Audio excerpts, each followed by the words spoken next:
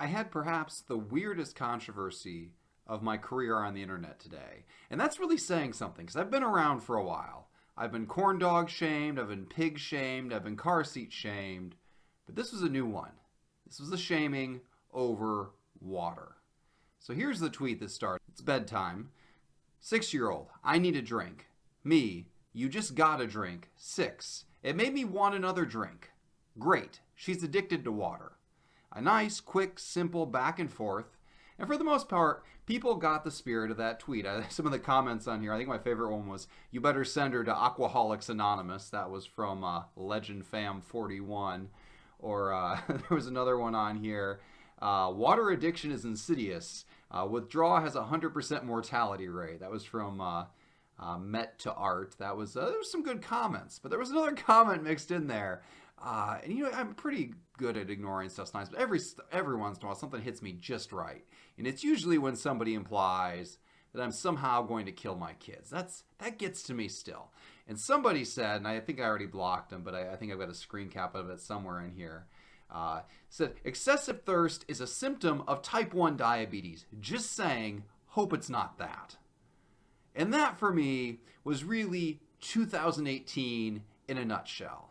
At this point, I'd like to think I've distilled my comedy down to the most basic element of family friendly it can be. Like, to find offense at this point, you really, really have to dig. But I underestimated the internet. People still find a way to get worked up.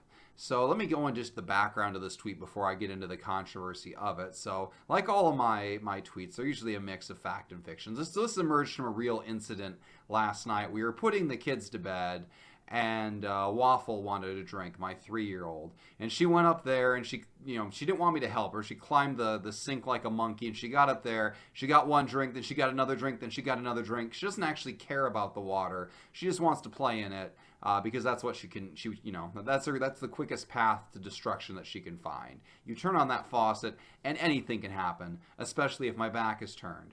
Well, once I told her that she could get out of bed and get a drink, my 6-year-old May wanted to get out of bed and get a drink. And I quickly saw where this was going. Like, once one kid found out they could get out of bed, they all wanted to do this. They all look for any loophole they can get to stall going to bed. I mean, one time my wife told our 4-year-old that she could get out of her bed and come into our bed and cuddle, but only for 2 minutes.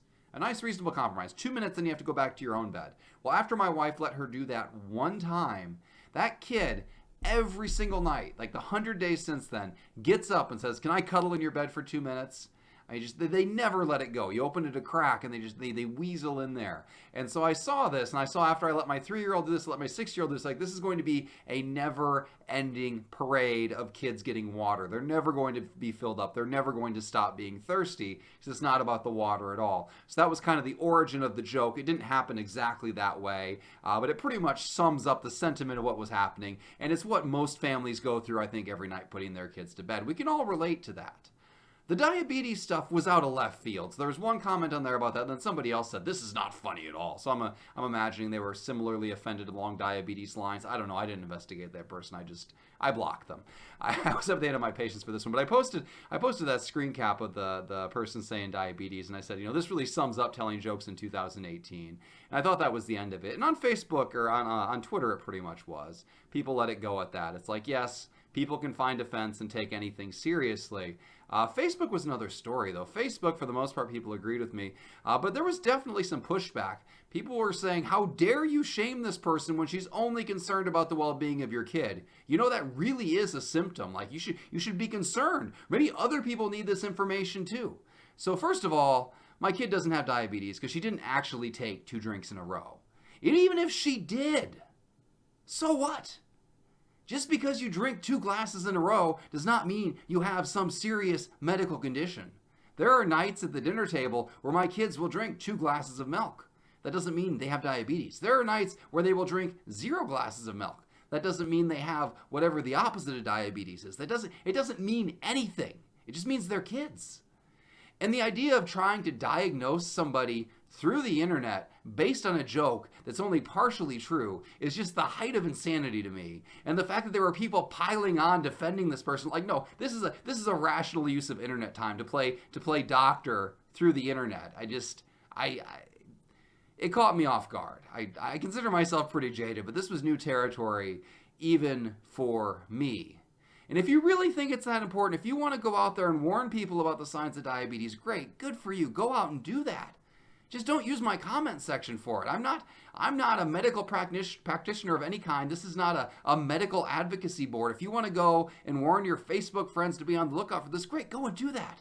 Just don't go and accuse my kids of this and tell me I need to take them to the doctor for something that's not even true. Like this incident only kind of sort of happened, and it blew up into this whole big thing. It was, and then I told people, I told them basically that's like, guys, this is a comedy account. We need to chill out.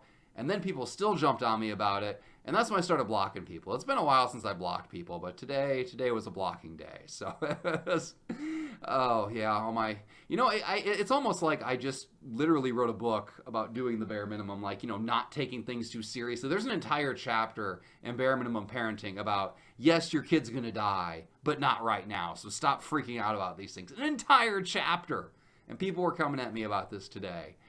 So I don't want to turn this YouTube account into just me reacting to people reacting to my tweets. But I've had two unusual ones here lately. The corn dog incident from another video, that was kind of out of left field, and the diabetes incident today was kind of out of left field. So please don't diagnose my kids with anything. I just don't care, and your diagnosis is going to be wrong. Kind of like how it's wrong when you try to diagnose yourself. You have a headache and you go on WebMD, I think it is, and they say, oh, by the way, it's a brain tumor. Like, it's not a brain tumor, it's a headache. Get off WebMD. And WebMD, it's even less accurate. You can't even see the person. You never even met them, and you're basing it off a joke that's just a caricature of your kids. It's not going to work. This is not sound medical science. So for future reference, here's something I don't need to hear about. If my kids are sluggish, they're not sluggish because they have cancer. If they have a weird rash, that's not a weird rash because they have flesh-eating bacteria. If they have a little bit of scaly skin, it's not scaly because they're turning into dinosaurs. If their skin is cold to the touch, it doesn't mean they're turning into a Yeti. I mean, there's all sorts of things we can take to the extreme here, and I think we can just rule them all out at the start. And if one of my kids actually does turn into a Yeti, I will be the first one to apologize. No, that's a lie. I will not apologize. I will never apologize for any of this. But really, it's because I'm not going out here and advocating for anything. I write jokes. I'm here to make you laugh. And usually I fail at that, but every once in a while it works. But in the pursuit of that, we're not going to play doctor anymore. So anyway, that's what happened with that tweet. Hopefully I won't have to do any more of these reaction videos. Hopefully it will be smooth sailing for the rest of 2018. But I'm almost entirely sure that's not going to be the case. And please, please, follow me on YouTube to get the behind-the-scenes story of all these future pointless controversies across the internet. Because we know there's going to be more. I'm sure 2019 will be 100 times worse than 2018. It's a race to the bottom, folks. Catch you later.